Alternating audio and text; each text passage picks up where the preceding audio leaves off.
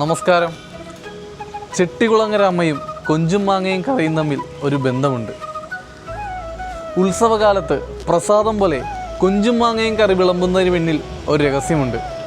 ഓണം പോലെ തന്നെ പ്രധാനമാണ് ഇവിടുത്തെ കുംഭഭരണിയും. എല്ലാ വീടുകളിലും സദ്യവട്ടമൊരുക്കും. ബന്ധുമിത്രാദികളെല്ലാം എത്തിച്ചേരും. എന്തെല്ലാം വിഭവങ്ങൾ ഉണ്ടായാലും കൊഞ്ചും മാങ്ങയും ഇല്ലാത്ത ഭരണിയാഘോഷത്തെക്കുറിച്ച് ചെട്ടികുളങ്ങരക്കാർക്ക് ചിന്തിക്കാൻ കഴിയില്ല. ഇതിനു പിന്നിൽ ചെട്ടികുളങ്ങര ക്ഷേത്രത്തിലെ വിശിഷ്ട വഴിപാടായ കുത്തിയോട്ടവുമായി ബന്ധപ്പെട്ടൊരു കഥയുണ്ട്. ദേവിയുടെ കുത്തിയോട്ട ഘോഷയാത്ര അടുത്തുപോയി കാണണം. അടുപ്പിലിരിക്കുന്ന കൊഞ്ചും മാങ്ങയും കറി കരിയാതെ നോക്കുകയും വേണം. ഒടുവിൽ ദേവിയെ മനസ്സിൽ ധ്യാനിച്ച്, എൻ്റെ ചെട്ടികുളങ്ങരയമ്മേ, കൊഞ്ചും മാങ്ങയും കരിയാതെ നോക്കണേ, കുത്തിയോട്ടം കണ്ടിട്ട് വരട്ടെ എന്ന് വീട്ടമ്മ മനംനൊന്ത് പറഞ്ഞു. ഘോഷയാത്ര മനംകുളിർക്കെ കണ്ട് മടങ്ങി വന്നപ്പോൾ കൊഞ്ചും മാങ്ങയും പാകമായിരിക്കുന്നതാണ് കണ്ടത്. ഈ വീട്ടമ്മയുടെ അനുഭവം നാട്ടിലാകെ വ്യാപിച്ചു.